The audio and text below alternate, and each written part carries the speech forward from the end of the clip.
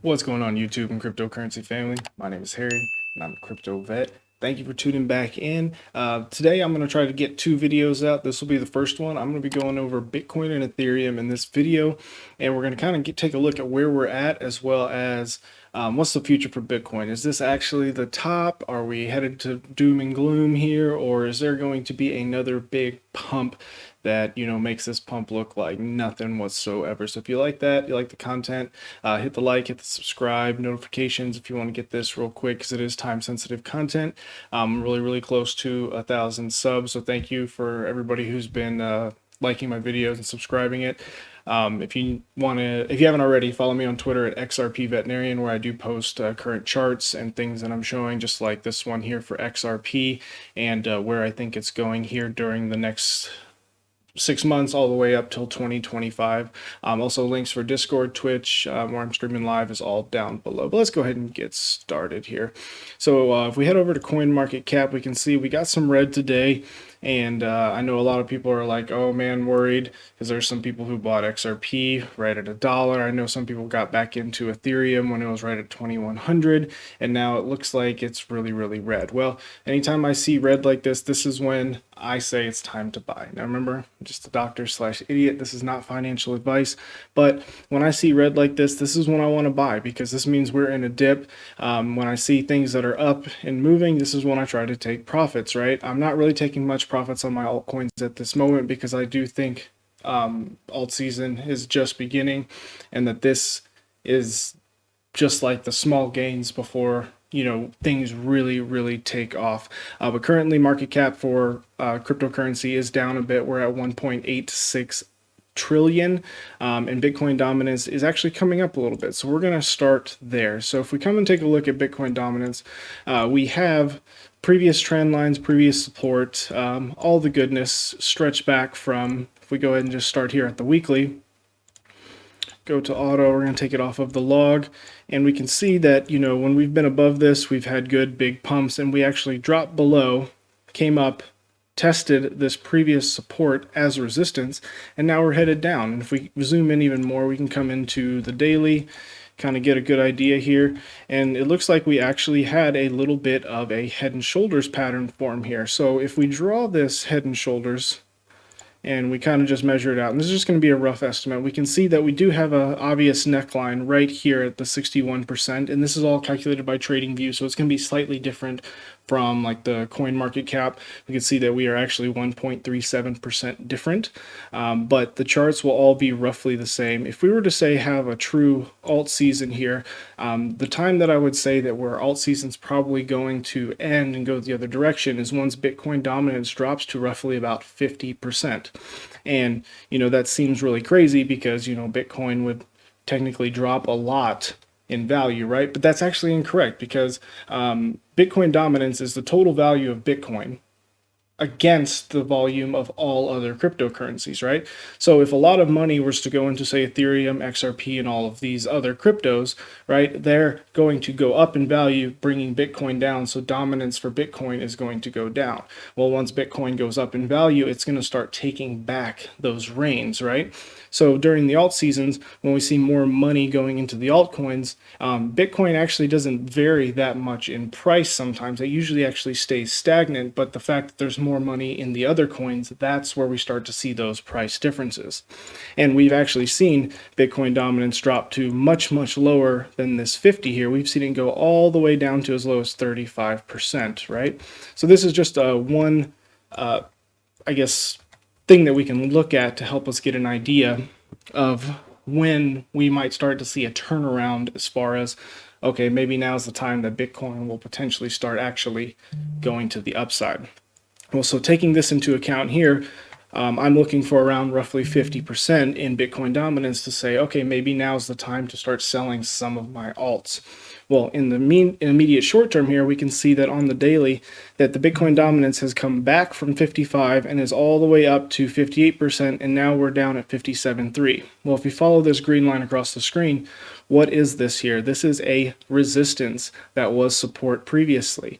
So very common that right now we would have a retest here, and we could play around in this area for a couple days, maybe a week, and then start to see more decline to the downside. So definitely keep an eye on these other parameters to have a better understanding of what's happening in the markets as a whole. So let's go ahead and head over here to Bitcoin. So if we were to just jump into the short term, we can take a look, and this is the 4 hour for Bitcoin. You know, we've had this pattern that we've been consolidating in for a while. We hit our top in February, and we hit our next top here in March of this year. So since the first top that we had, we have been consolidating now for a little bit over a month and a half, about 45 days. And we've gotten tighter and tighter within this pattern. And I have this pattern drawn two different ways because we don't know which one is which, right? The first one is an ascending triangle where we have higher lows and we have a flat line of resistance. And the reason I drew this as a flat line is because if we kind of zoom in really close here, we can see that we had some potential test of a breakout. And this here is just above the $60,000 level. So, I mean, we could technically drop this down right to 60,000 because 60,000 is a big even and a very important level, right? And if we drop it here, we can see that we kind of struggled to stay above it here. Was resistance there, resistance, and it's actually right on these candles here, right? So the reason I show you these different plans is because this is how my thought process goes, is I'm trying to develop what's the most likely thing to happen next. Nobody knows which way it's going to go, but based off of probabilities of previous patterns, we can take this and go, okay, this is more likely to occur or less likely to occur based off of what we've seen in the past. So if we make this as an ascending triangle, this area that's above it could have been actually a potential breakout with a confirmation. However, we did get rejected, found some new support, started going, right? The longer we stay within a pattern, the more likely it is that we're going to have something occur that we are expecting. And this is because more people, in a sense, see the pattern, more people are getting on the same page, right? When we have this confirmation, it's very likely that we will have a lot of people go, okay, this is going to be the low. This is as low as Bitcoin's going to go, and then it should start to go up, right? Well, if we drop below this because not enough people had their buy orders in, and we drop below, we come up and we can't get back above the line, well, that means there's more bears out there, more bearish people, so it's most likely that the price is going to go to the downside. So this is why I draw multiple patterns here. All right, so if we have these two patterns, the ascending triangle, well, what if that's not the case? This ascending resistance is just one of maybe several resistances that we have to get over, or maybe we have two patterns that haven't been decided yet. So I have another resistance here depicted by this trend line going down. And you can see as we came up, these two collide at the same spot. And not only when we got a little bit above this line, we got rejected immediately by the previous line, showing us that 60,000 is a tough one to get over. So if we got over 60,000, say 61,000, and we held right there for a day or two, probably a good chance that if you longed it, you would be able to make some big profits and gains, right? Well, right now we have only got rejected on both of these scenarios. We've also gotten below the 20 daily exponential moving average depicted by this light blue line here. And if we look, we can kind of imagine where this blue line would go here. And you can see that yesterday we were below it, and then today we have confirmed it again and now are headed lower. So the question is, will we get stopped right here, have a nice bounce, maybe ride this a little bit and go up, or will we go below? If we look here, we can see that we have this big M pattern folding. This is pretty bearish, right? But if we think about where Bitcoin has been for a while and where the point of control is, we can see that there's a lot of traded volume in this whole zone here, right? And that's because of all these trades that occurred in this area over the past month. So if we weren't able to hold right here, it would be very likely that we would drop down, you know, decent, something like these red candles that we saw over here. Well, lots of support below if we were to fall down. So, you know, if we took a measured move of this actual ascending triangle here, let's just go from high to low, bring it over, let's say we dropped. Will we go down to 36,000? I mean, it's possible, but it wouldn't be a straight line down. We would ladder our way down and most likely form another pattern, whether it be a descending channel, something like that. But the fact that we have a lot of support below us is showing that we are more likely going to continue what the likely scenario is. And the likely scenario is if we have an ascending, oops, I'll let this load for a second.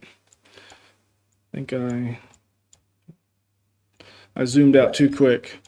So if we look here, we have an ascending triangle or maybe a symmetrical triangle forming, and these are typically continuation patterns. So how did we enter this pattern? We entered this pattern from a very, very big uptrend that started down here, came up, was 103%.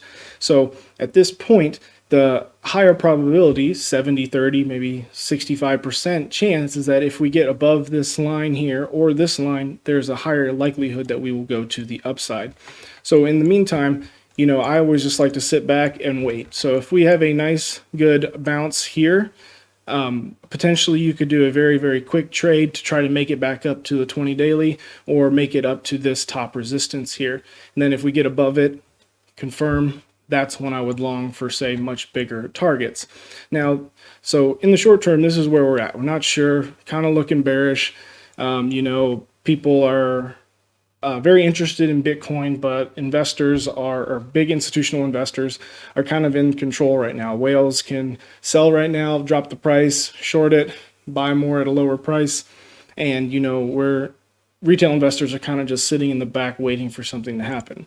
So here, let's go ahead and just take a look at all of Bitcoin in the whole thing here. So I have the Brave New Coin index here, and I have it on the monthly candle chart.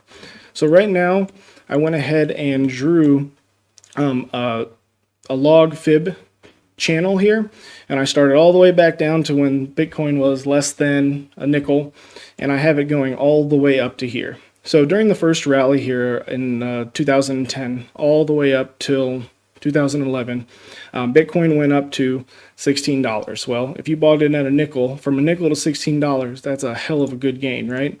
We came up, you know, that's $34,000, right? Can you imagine buying Bitcoin at a nickel and then, you know, 10 years later, it being worth $50,000? Crazy to think. But so we came here, we've had our pump, and then it took a whole year before we started seeing prices back up at its all-time high, came up. And then we had the big pump in 2013, which is when Bitcoin was less than a few $100s, like 150, and it started to go down, and then out of nowhere, it shot up to $1,000. This thing, you know, almost 10x'd in about 6 to 7 months. But then after that, we had the halving, and it took all the way until 2017 before we saw our next high at 20,000. And now you can see we have this next long big consolidation. We had the halving back here, and now it looks like we're starting to round off. Well, what happened in the past? Well, if we can kind of look here, we had big drop from the high, drop. We had a pump up, kind of rounded off, and then pump, rounded, pump, rounded. So we had almost here 1, 2, 3 little waves here from the bottom. So if you see, there's kind of 1. I expect that we'll have 2 and then a 3. And we can see here that if we follow just these channels here, we have the 0.5 line coming up, and I can actually highlight these. Let's just do, we'll go to 0.618 so we can see, and we'll do these as little different colors just to separate them out. So the 0.382, if we go, you can see was actually very, very good support all the way through 2017 until we hit our high. When we actually dropped, you can see right when we dropped below that line, what happened? We had that big dump out of the descending triangle after the first, the 2017 pump up to 20K. And you can see the second we broke that line, what happened? We came, actually fell, almost held on the 0.236 here. Kind of got below it. When we got above, where did we get stopped out? Again, right at that fib line, came down below. We rode the bottom of this fib channel, and now we are stuck. We are stuck right now at the 0.236. And not only is it because we have the big even of 60,000, we've already had a lot of pumpage, we're kind of overextended on the RSI, but now it's just a little bit of time for us to cool off. So if Bitcoin here gets above this $60,000 level, I do very much expect that we are going to pump very fast, very quick over the next month or two, all the way up to around 130, $150,000. And a lot of people ask me in the Discord, why do I have price predictions that are this high? Well, I'm just going off of this being such a strong support, or support previously turned to resistance. If we get above this, the pump will be very, very fast, and we can get up to that $120,000, $140,000 range. Well, what if we get above this resistance? Well, the next one is putting us up to well over $250,000. And if we get to where our previous highs have gotten during these big pumps here, which is between the 0.618 and the 786, we could be expecting a $1 to $2 million Bitcoin in the next 1 to 2 years. See, this is December of 2021 here, right? So, I mean, look at how fast this can happen. So we could round off here for 1 to 2 months, and then we could see another 5-6 months straight up where we could get all the way up to potentially $1 million Bitcoin. And that's how I'm getting to these values, and why I don't think it's that crazy to potentially see these levels, right? We have inflation that's happening in the background. We're printing tons and tons of money. There's all these things are just lining up to this perfect storm, right? There's only 21 million Bitcoin, and a lot of those have already been lost. So let's just say 20 million Bitcoin. I know it's a little less than that, but just for rough estimates. And think of how big the population is, and Bitcoin is valued in, say, US dollars, euros, wherever you're at, but all of those currencies aren't based off of anything anymore. So what do you do as far as valuation for Bitcoin? It's whatever the fuck you want it to be. So, potentially seeing a Bitcoin up to $1 million is very possible. And we can also reinforce that with another metric. Let's go ahead and take our trend-based fib extension. We're going to go from this bottom here, for where this rally started, all the way up to where we got to in 2013, and let's go down. And we're just going to make this to where you can see it currently on this high. We got all the way up to the 1.618 on the trend-based fib extension. Let's do it again. We're going to start from this bottom. Let me get the click right. We're going to go to the top, then we're going to go to the current bottom that we had in this pump.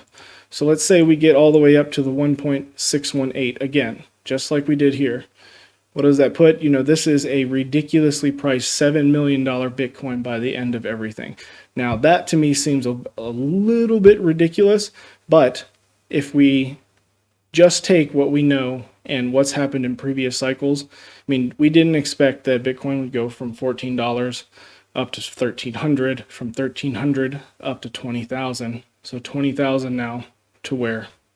So, I think the most realistic thing would be for us to get up to, say, like the 1 or the 786, which is putting us at a 120,000 up to about a $500,000 Bitcoin, to be way more realistic. The 1.618 from this rally, I would expect would take at least a very, very long time to extend out. Like, let's say we had, what was this, from pump to pump? Oh. Use the right tool. So then from here to where that would be would put us into like 2023, 2024 before we would potentially see prices in the millions for Bitcoin. So I just wanted to bring this up and bring this to your attention because, right now these short-term prices are just very, very little price action. If you're trying to trade and make a little bit of money on the side, but big picture here for things like Bitcoin is very, very good. And, just getting above this level, we could see the price skyrocket much faster than you think. The same goes for Ethereum here. You can see on Ethereum, we still have those same two patterns, although we did kind of W out of this. We could potentially come back down to retest around 1800, 1820, and then move to the upside.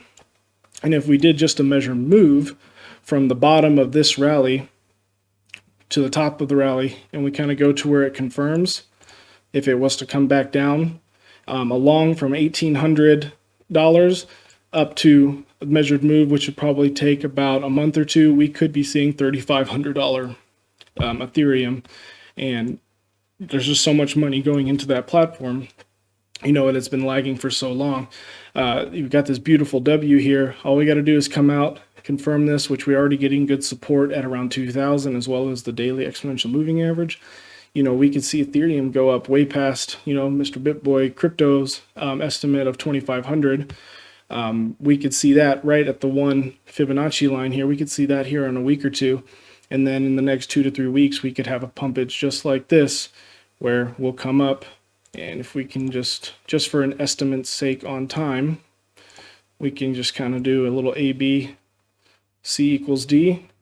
You know, we could be seeing it by June, beginning of June, close to the $3,000 range Ethereum. So didn't want to spend too much time on Ethereum just because I really wanted to go over Bitcoin and where it's going in the future. But, you know, here in the short term, we had a little bit of a ascending triangle. We broke to the downside, a little bitty measured move of that. That has been met, so we could be seeing nice confirmation here. This could be the bottom, and we could continue up from there. But we have to wait and see what Bitcoin does, because if Bitcoin does drop down to around the $54,000 level to confirm this support, I do expect Ethereum to drop down a little bit lower, which would most likely be a good solid 1,800. So that's going to do it for this video here. I will have another video coming out very soon where I'll be going over XRP. And just like we did here in Bitcoin, we're going to kind of just go over long-term and projected targets and everything that goes from there. And like I said, if you haven't already, follow me on Twitter. We're going to go over this chart and why XRP could be worth well over $10 in the next 2 to 3 weeks. So, all right, guys, I'll catch you in the next one.